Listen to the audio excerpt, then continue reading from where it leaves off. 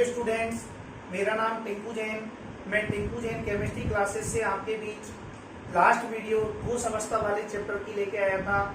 एक जानकारी और आपके लिए बता दूं, I am director of Gyandeep senior secondary school Shri Mahaveer ji from Karauli district. Last video में ठोस अवस्था में क्रिस्टलीय अक्रिस्टलीय ठोसों का डिटेल में अध्ययन किया था।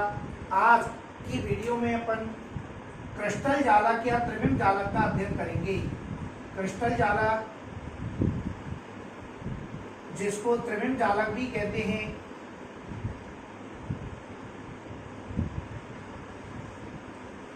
क्रिस्टल लैटिस, क्रिस्टल जालक या त्रिविम जालक। यदि क्रिस्टल जालक या त्रिविम जालक को अपन परिभाषित करें तो सीधे ऐसे परिभाषित कर सकते हैं, जो क्रिस्टलीय ठोस होते हैं। ठोस दो प्रकार के पहले आपको बता चुके हैं, क्रिस्टलीय और अक्रिस्टलीय। जो क्रिस्टलीय ठोस होते हैं, उन क्रिस्टलीय ठोसों में अवयवी कण जितने भी होते हैं, वो सभी अवयवी कण त्रिविम के अंदर, जितने भी अवयवी कण होते हैं वो 3 डायमेंशनल त्रिविम के अंदर एक नियमित क्रम में या नियमित व्यवस्था में जुड़े रहते हैं। नियमित व्यवस्था में जुड़े रहते हैं। तो किसी भी क्रिस्टलीय ठोस में अवयवी कण त्रिविम में एक नियमित व्यवस्था में जुड़े रहते हैं, और यही व्यवस्था क्या कहलाती है? क्रिस्टल जालक या त्रिविम जालक कहलाती है। फॉर एग्जाम्पल, जैसे माना ये किसी ठोस का क्रिस्टल है, उसमें एक अवयवी कण, दूसरा, तीसरा, इस तरह विभिन्न अवयवी कण एक नियमित पैटर्न में, एक निश्चित क्रम में एक दूसरे से जुड़ते हुए चले जाते हैं। और ऐसी ही जो व्यवस्था होती है त्रिविम में, ये व्यवस्था क्रिस्टल जालक या त्रिविम जालक कहलाती है।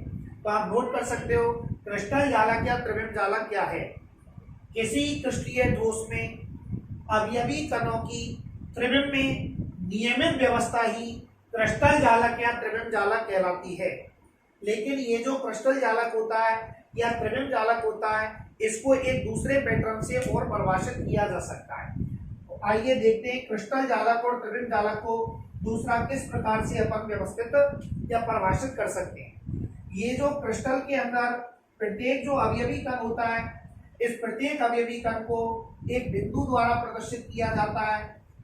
किसी भी ठोस का जो क्रिस्टल है, इसमें जितने भी अवयवी कण हैं जो दिखाए गए हैं, इन सभी अवयवी कणों को इस तरह मैंने बिंदुओं द्वारा प्रदर्शित कर दिया।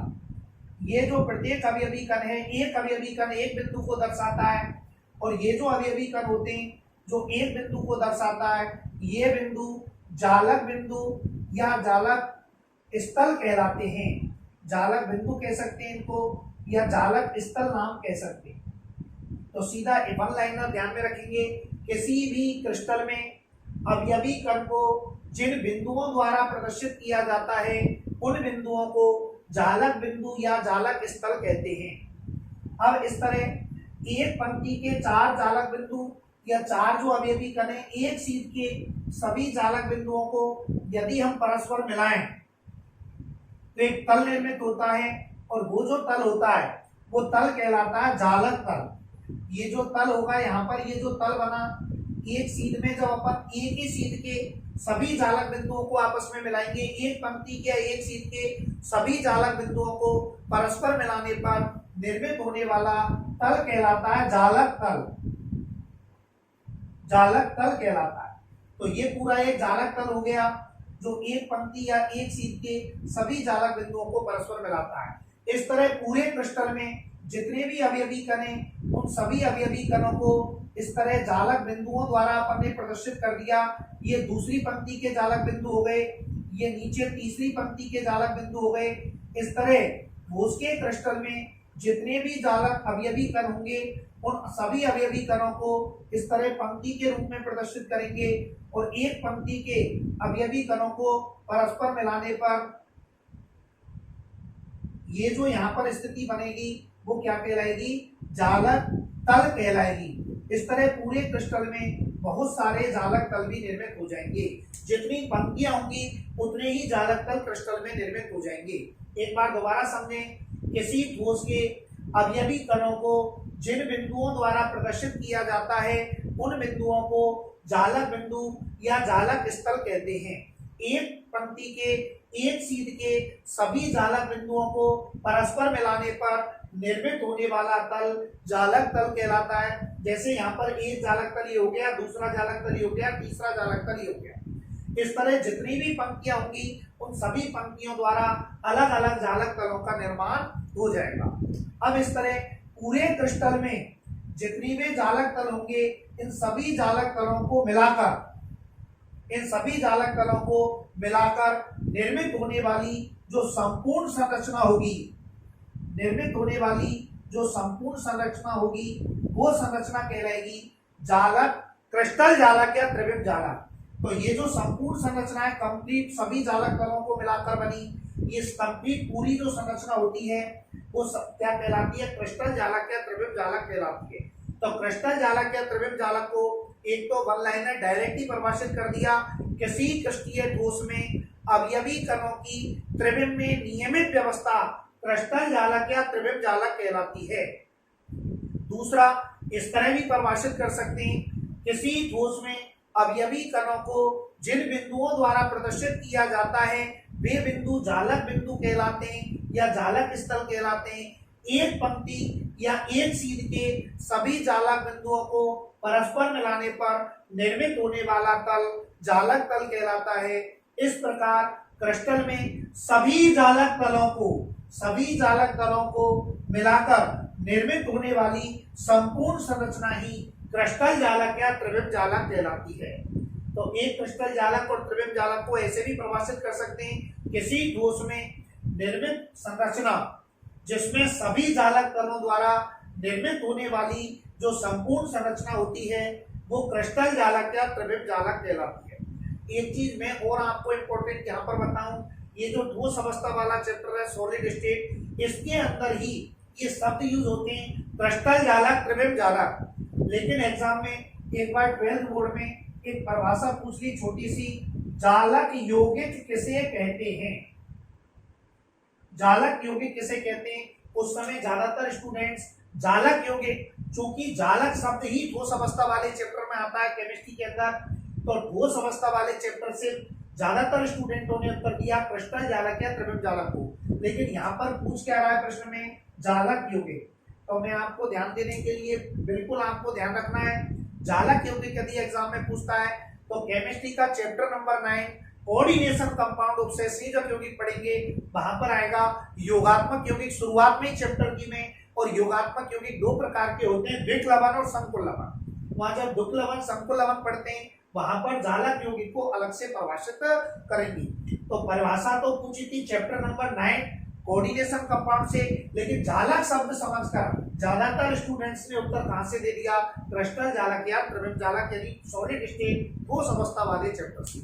ठोस अवस्था वाले चैप्टर में क्रिस्टल जालक त्रिविम जालक शब्द आता है, जालक यौगिक शब्द नहीं आता। जालक यौगिक कोऑर्डिनेशन कंपाउंड वाले चैप्टर में, जब आपको कोऑर्डिनेशन कंपाउंड वाले चैप्टर की वीडियो लेकर आएंगे तब वहां पर डिटेल में बात करेंगे। तब उनको दो या दो से अधिक जो सरल यौगिक होते हैं उनको सरल लवणों को एक निश्चित अनुपात में मिलाकर आगे यौगिक बनता है, वो यौगिक क्या कहलाता है? जालक यौगिक कहलाता है। तो क्रिस्टल जालक या त्रिविम जालक क्या होता है वो दो तरीके से अपन ने पढ़ लिया। तो ये जरूर ध्यान में रखें, प्रत्येक अवयवी कण जिन बिंदुओं द्वारा प्रदर्शित किया जाता है वो बिंदु जालक बिंदु या जालक स्थल कहलाते हैं। एक पंक्ति या एक सीध के सभी जालक बिंदुओं को मिलाने पर निर्मित होने वाला तल जालक तल कहलाता है। इस प्रकार निर्मित संपूर्ण जालक तलों द्वारा निर्मित जो संपूर्ण संरचना होती है वो पूरी की पूरी ये जो संरचना है क्या कहलाएगी? क्रिस्टल जालक या त्रिविम जालक कहलाती है। तो ऐसे क्रिस्टल जालक या त्रिविम जालक को परिभाषित किया जाता है। अब ये जो क्रिस्टल जालक होता है इसका निर्माण, पूरी बड़ी संरचना होती है क्रिस्टल जालक, तो इसका निर्माण किसी छोटी इकाई द्वारा होता है। इसका जो निर्माण होता है वो छोटी से छोटी इकाई द्वारा होता है।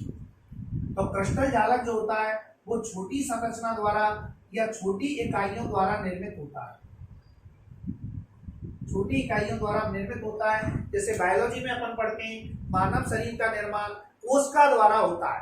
तो मानव शरीर की सबसे छोटी संरचनात्मक और क्रियात्मक इकाई कोशिका सेल होती है। ठीक उसी प्रकार क्रिस्टल जालक या त्रिविम जालक का निर्माण जिस छोटी से छोटी इकाई द्वारा होता है उस छोटी से छोटी इकाई का यहाँ पर नाम देते हैं मात्रक कोशिका। मात्रक कोष्ठका, इसी का एक और नाम है एकक कोष्ठिका, एकक कोष्ठका, और एक और नाम है, इसी को कहते हैं इकाई सेल, इकाई सेल, ये तीन नाम है। तो चूंकि क्रिस्टल जालक का अध्ययन करना चाहते हैं यहाँ पर, तो क्रिस्टल जालक या त्रिविम जालक को अपन ने परिभाषित कर लिया, लेकिन क्रिस्टल जालक का निर्माण जिस छोटी से छोटी इकाई द्वारा होता है, वो छोटी से छोटी इकाई किस नाम से जानी जाती है? मात्रक कोष्ठका, एकक कोष्ठका या इकाई सेल के नाम से जानी जाती है। तो आइए अब अपन अध्ययन करेंगे मात्रक कोष्ठका, एकक कोष्ठका या इकाई सेल, यूनिट सेल क्या होती है। मात्रक कोष्ठका, एकक कोष्ठका या इकाई सेल क्या होती है?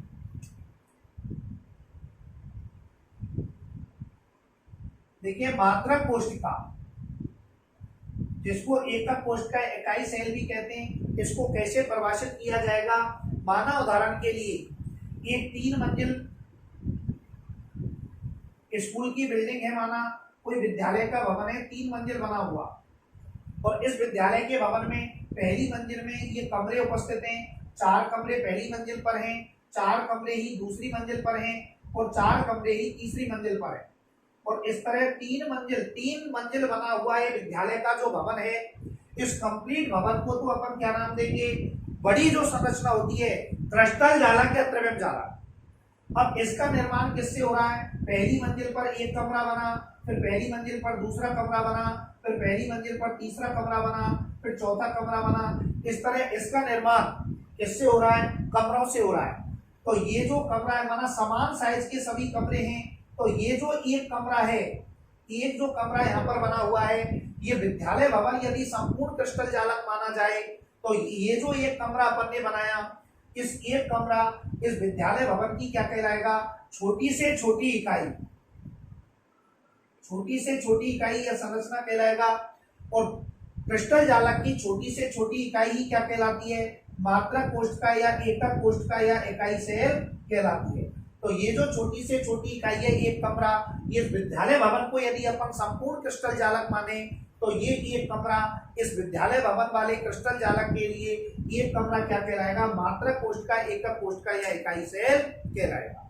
अब इस तरह ये जो एक कमरा है, यदि इसको त्रिविम में, ये जो एक कमरा है, यदि इसको त्रिविम में, ये टोटल कमरे कितने हो गए? 12, 3 मंजिल तक। यदि इस एक कमरे को जो डबल घेरा किया हुआ है, इस एक कमरे को, ये जो एक कमरा है, इसको यदि त्रिविम में कितनी बार पुनरावृत्ति करें? इसकी पुनरावृत्ति का मतलब है दोहरान, यानी बार बार इसी का रिपीटेशन करें, इसी कमरे का। तो इस एक कमरे को यदि यहां से उठाकर एक बार यहां रिपीट कर दें, एक बार यहां कर दें, एक बार यहां कर दें, इस तरह यदि इस एक कमरे को त्रिविम में 11 बार पुनरावृत्ति और कर दी जाए, तो टोटल विद्यालय भवन निर्मित हो जाएगा, यानी संपूर्ण क्रिस्टल जालक निर्मित हो जाएगा। भाई एक तो एक खुद कमरा है ही है, और 11 बार इसकी अपन ने पुनरावृत्ति कर दी, तो ये संपूर्ण क्रिस्टल जालक संरचना का निर्माण हो गया। तो ये जो छोटा जो कमरा होता है, छोटी से छोटी इकाई, उस समय ये छोटी से छोटी इकाई क्या कहलाएगा? मात्रक कोष्ठका, एकक कोष्ठका या इकाई सेल कहलाता है। तो मात्रक कोष्ठका को कैसे परिभाषित करेंगे? वह छोटी से छोटी इकाई जिसकी त्रिविम में बार बार पुनरावृत्ति करने पर, बार बार दोहरान करने पर संपूर्ण क्रिस्टल जालक संरचना का निर्माण हो जाता है, वो छोटी से छोटी इकाई जो होती है, वो मात्रक कोष्ठका, एकक कोष्ठका या इकाई सेल कहलाती है। वह छोटी से छोटी इकाई जिसकी त्रिविम में बार बार पुनरावृत्ति करने पर संपूर्ण क्रिस्टल जालक संरचना का निर्माण हो जाए, वो छोटी से छोटी इकाई खुद क्या कहलाती है? मात्रक कोष्ठका, एकक कोष्ठका या इकाई सेल कहलाती है। तो ये जो मात्रक कोष्ठका होती है, ये सबसे छोटी से छोटी इकाई होती है, और इसकी भी त्रिविम में क्या करनी पड़ती है?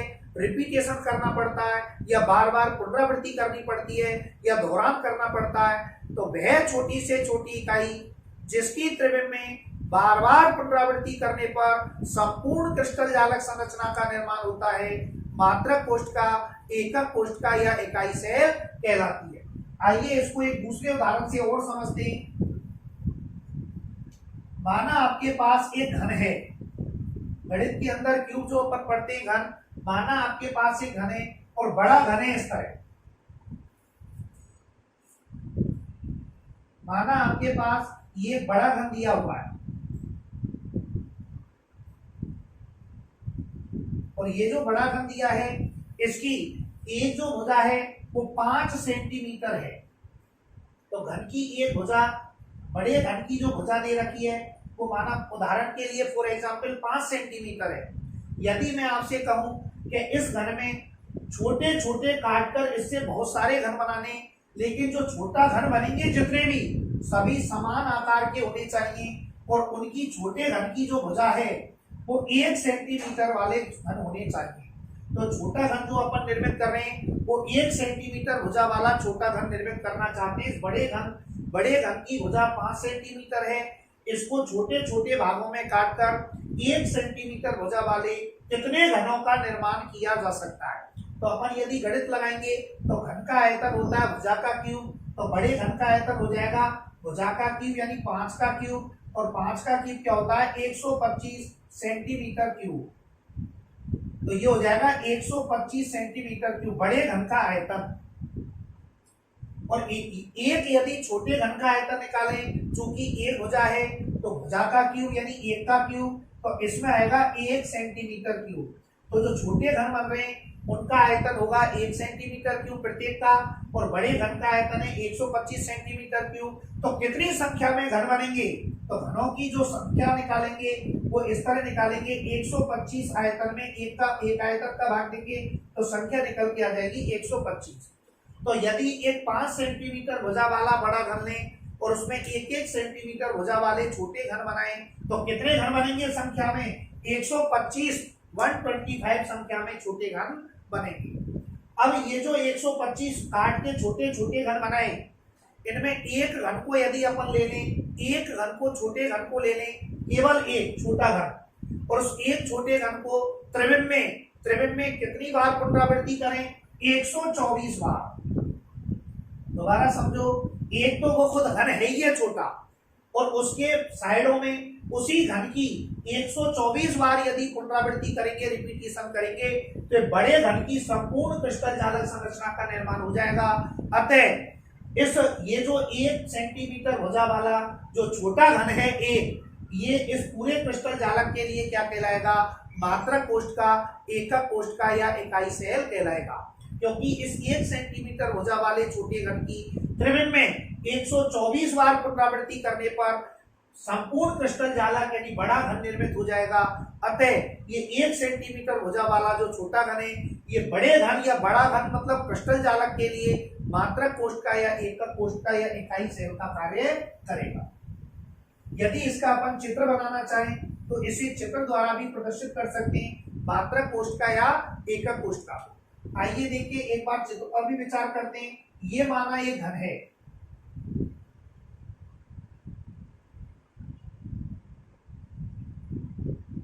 देखिए आप घन बनाना भी सीख सकते हैं। घन जो होता है ये आपने बड़ा घन बना दिया और इस घन को दो जगह से काटना चाहते हैं, एक तो ऊर्ध्वाधर और एक क्षैतिज, दो काट करना चाहते हैं। तो सबसे पहले इस जगह से चलते हैं और यहाँ पर एक लाइन बीचों बीच खींचते हैं, फिर लाइन नीचे चली जाती है, फिर इसी लाइन को इधर मोड़ देते हैं बीच में और यही लाइन इससे मिला देती है। अब इसमें एक ऊर्ध्वाधर कर देंगे और एक क्षैतिज कट लगाते हैं। ऊपर कितनी लाइनें 1 2 3, नीचे भी कितनी लाइनें 1 2 3। तो ऊपर ये जो दो लाइन है, एक लाइन और दो लाइन, इनके बीच में समांतर तिरछी तीसरी लाइन खींचते हैं। अब 1 2 3 लाइन ऊपर है, 3 ही नीचे, तो नीचे वाली लाइन को नीचे वाली तीसरी लाइन से मिलाएंगे, पहली वाली लाइन को पहली वाली लाइन तक ले जाएंगे और ये जो लाइन है इसके समांतर इस तरह से लगा देंगे। एक कट यहाँ पर लगता है, एक बिंदु यहाँ पर है, इन दोनों बिंदुओं को आपस में मिला देंगे। तो ये ऐसा लग रहा है कि घर में एक ऊर्ध्वाधर कट मार दिया, ऐसे ही एक क्षैतिज कट मारना चाहते हैं, वही व्यवस्था रहेगी। एक लाइन और ये दूसरी लाइन, तो बीच में समांतर तीसरी लाइन। अब ये 1 2 3 लाइनें, इधर भी 1 2 3 लाइनें, तो पहली लाइन को पहली लाइन से ही मिलाएंगे, तीसरी लाइन को तीसरी लाइन से मिलाएंगे और इनको आपस में ऐसे मिला देंगे। वही पहले की तरह एक कट यहाँ पर है, एक कट यहाँ पर है, तो इन कटों को आपस में इस तरह मिला देंगे और ये जो 3 बिंदु हैं 1 2 और 3, इनको आपस में ऐसे मिला दिया जाता है। तो ये एक घर निर्मित हो गया। ये ऐसा घर निर्मित किया जिसमें 2 काट लगाई हुई हैं, एक ऊर्ध्वाधर काट है और एक क्षैतिज काट इसमें लगाई हुई है। अब इस घन में जो अवयवी कण होते हैं वो बिंदु अवयवी कण को बिंदुओं द्वारा प्रदर्शित करते हैं। तो ये अपन ने जो गोले बनाए, ये सभी गोले इस तरह अवयवी कण को प्रदर्शित कर रहे हैं घन की संरचना में। ये इस तरह घन की संरचना में अवयवी कण इस जगह पर माना मौजूद है। तो ये सभी अवयवी कण होते हैं। अब ये जो अवयवी कण होते हैं इस घन में एक भाग में गहरा करना चाहता हूं, आप ध्यान से गौर से देखेंगे। इसमें आप कलर्ड पेन का भी यूज कर सकते हैं। यदि अपन इस तरह इस वाले भाग को गहरा करते हैं, अवयवी कणों को नहीं छेड़ना है, अवयवी कण जो जहां पर है वो वहां पर ही रहना है, लेकिन ये भाग अपन को सेडिएट करना है, गहरा करना है। तो इस तरह से ये भाग अपन ने गहरा कर दिया। अवयवी कणों को डिस्टर्ब नहीं करना है, अवयवी कण को छोड़कर शेष भाग गहरा करना है, ध्यान रखना है, नहीं तो चित्र में गलती हो जाएगी। अवयवी कण को छोड़कर ये शेष भाग अपन ने गहरा कर दिया। अब यदि हम इस केवल गहरे गहरे गहरे जो सेडिएट जो भाग किया है, यदि केवल इस पर ही विचार करोगे तो आप देखोगे इस बड़े घन को आप देखिए, केवल ये जो सेडिएट भाग है इसको ही देखिए तो ऐसा लग रहा है सेडिएट भाग एक छोटा घन है। और इस छोटे घन की त्रिविम में बार बार पुनरावृत्ति करो, यानी 124 बार करेंगे तो संपूर्ण बड़ा घन क्रिस्टल जालक बन जाएगा। तो ये जो सेडिएट भाग है, ये जो अपन ने गहरा भाग किया है, ये ही गहरा भाग इस बड़े घन के लिए क्या कहलाएगा, मात्रक कोष्ठका या एकक कोष्ठका कहलाएगा। एकक कोष्ठका, जिसको अपन इकाई सेल भी कहते हैं।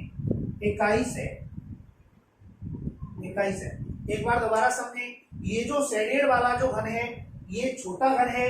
वो उदाहरण जो दिया था 1 सेंटीमीटर भुजा वाला, तो इस तरह इस छोटे घन को त्रिविम में बार बार जब पुनरावृत्ति करेंगे, इसको बार बार रिपीटेशन करेंगे तो संपूर्ण क्रिस्टल जालक संरचना का निर्माण हो जाएगा। तो ये खुद जो छोटी से छोटी इकाई ये छोटा घन है, ये खुद क्या कहलाएगा, मात्रक कोष्ठका, एकक कोष्ठका या इकाई सेल कहलाएगा। तो वह छोटी से छोटी इकाई, मात्रक कोष्ठका को एक बार दोबारा परिभाषित कर रहे हैं, वह छोटी से छोटी इकाई जिसकी त्रिविम में बार बार पुनरावृत्ति करने पर संपूर्ण क्रिस्टल जालक संरचना का निर्माण हो जाता है। ये जो छोटी से छोटी इकाई होती है ये मात्रक कोष्ठका, एकक कोष्ठका या इकाई सेल कहलाती है।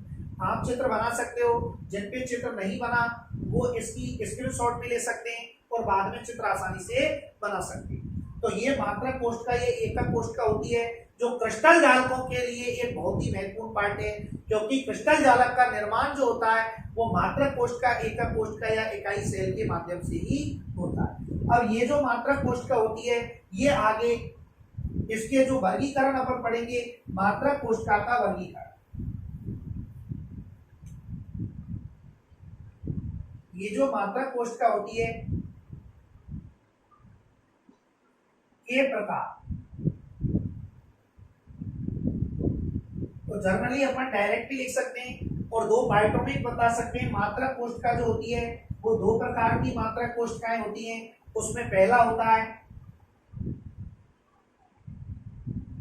आद्य या सरल मात्रक कोष्ठका, आद्य या सरल मात्रक कोष्ठका, और दूसरी जो होती है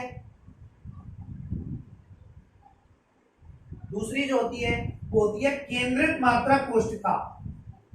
केंद्रित मात्रक कोष्ठका, मात्रक कोष्ठकाएं दो प्रकार की होती हैं, आद्य या सरल मात्रक कोष्ठका, दूसरी होती है केंद्रित मात्रक कोष्ठका। अब ये जो केंद्रित मात्रक कोष्ठकाएं होती हैं ये भी आगे तीन प्रकार की होती हैं। केंद्रित मात्रक कोष्ठकाएं भी आगे 3 प्रकार की होती हैं। उसमें एक तो होती है अंतः केंद्रित, और अंत्य का दूसरा नाम हो रहे काय केंद्रित। तो एक तो होती है काय केंद्रित मात्रक कोष्ठका, दूसरी होती है फलक केंद्रित, फलक केंद्रित मात्रक कोष्ठका, और तीसरी होती है अंतया, अंतया केंद्रित, और इसी का दूसरा नाम और होता है, इसको अंतया की जगह आधार केंद्रित मात्रक कोष्ठका भी कहते हैं।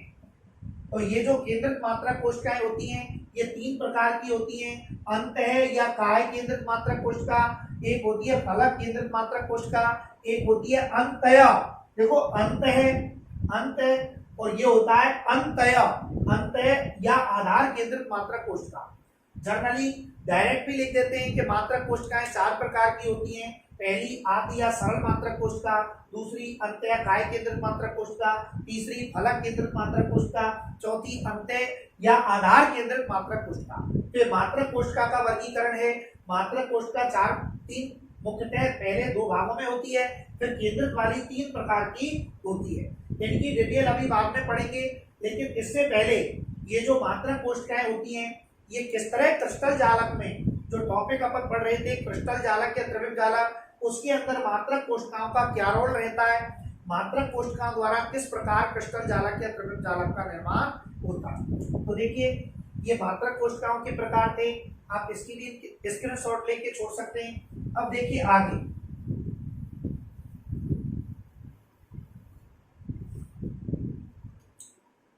एक वैज्ञानिक हुआ जिसका नाम था ब्रेवे, और ब्रेवे नामक वैज्ञानिक ने जितने भी क्रिस्टल जालक हैं, क्रिस्टल जालक हैं, उन क्रिस्टल जालकों को 7 समुदायों में वर्गीकृत किया।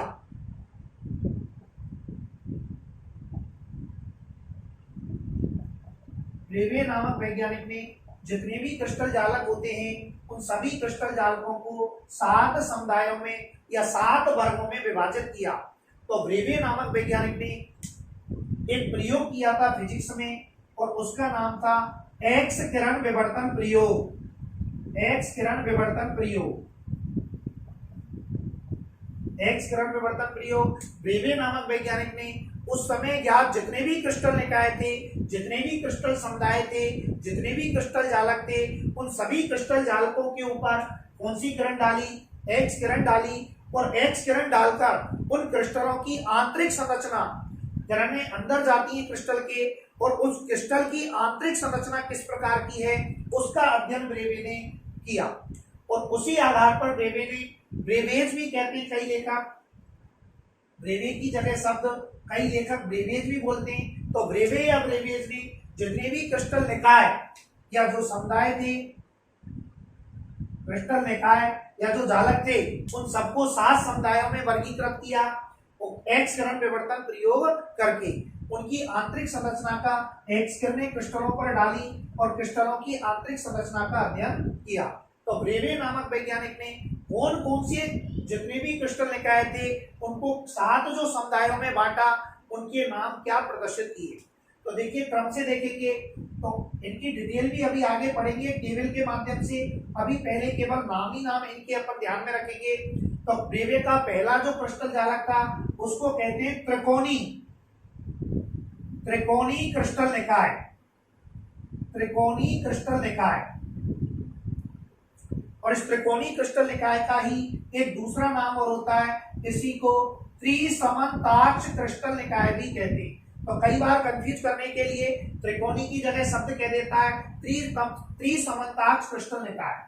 एक दूसरा वर्गीकरण हो रहा है इनका, वो जो दूसरा वर्गीकरण है उसमें कहते हैं चतुष्कोणीय, चतुष्कोणीय क्रिस्टल निकाय। अब क्रिस्टल निकाय में नहीं लिख रहा, डायरेक्ट लिख रहा हूं, चतुष्कोणीय क्रिस्टल निकाय। तीसरा होता है जिसको कहते हैं षटकोणीय क्रिस्टल निकाय, षटकोणीय क्रिस्टल निकाय। चौथा होता है जिसको कहते हैं घनीय क्रिस्टल निकाय। पांचवा होता है उसका नाम है समचतुर्भुजी क्रिस्टल निकाय,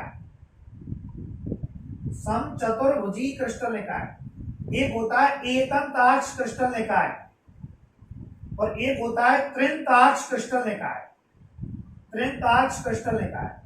ये इस तरह 7 समुदाय या 7 वर्ग होते हैं क्रिस्टल निकायों के। उसमें पहला होता है त्रिकोणी क्रिस्टल निकाय, त्रिसमन्ताक्ष। दूसरा जो होता है चतुष्कोणीय क्रिस्टल निकाय। एक होता है षटकोणीय क्रिस्टल निकाय, घनीय क्रिस्टल निकाय। समचतुर्भुजी क्रिस्टल निकाय का भी दूसरा नाम होता है और इसको कहते हैं विषम लंबाक्ष, विषम लंबाक्ष क्रिस्टल निकाय। तो कंफ्यूज नहीं होना है, यदि एग्जाम में विषम लंबाक्ष क्रिस्टल निकाय पूछता है या समचतुर्भुजी क्रिस्टल निकाय पूछता है, एक ही बात है। यदि एग्जाम में त्रिसमन्ताक्ष क्रिस्टल निकाय पूछता है या त्रिकोणीय क्रिस्टल निकाय पूछता है तो भी एक ही बात होती है।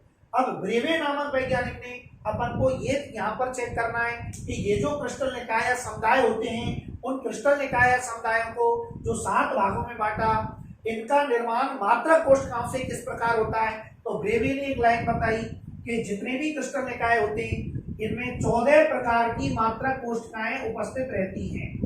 दोबारा ध्यान से समझो, क्रिस्टल निकाय या समुदाय 7 समुदायों में वर्गीकृत किया जिनमें 14 प्रकार की मात्रक कोशिकाएं रहती हैं।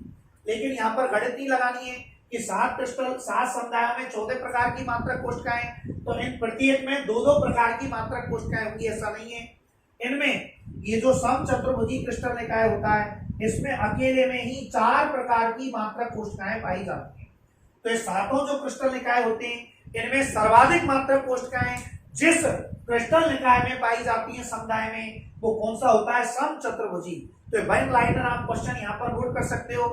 ब्रेवे के 7 प्रकार के क्रिस्टल समुदायों में सर्वाधिक मात्रक कोशिकाएं कौन से क्रिस्टल समुदाय में पाई जाती हैं, तो उत्तर लिख लो समचतुर्भुजी क्रिस्टल निकाय। और कितनी पाई जाती है, संख्या भी लिख सकते हो, 4 प्रकार की मात्रक कोशिकाएं पाई जाती। प्यारे स्टूडेंट्स हो, अगली वीडियो जल्दी लेकर आपके सामने आएंगे। और यदि आपको हमारा चैनल अच्छा लगा हो टिंकू जैन केमिस्ट्री क्लासेस, तो इसको लाइक जरूर करें, इसको सब्सक्राइब करें और आपके जो भी कमेंट्स हैं वो कमेंट्स बॉक्स में आप भेजें। आपकी जो भी प्रॉब्लम्स हैं वो हम आपको सॉल्व करेंगे। धन्यवाद।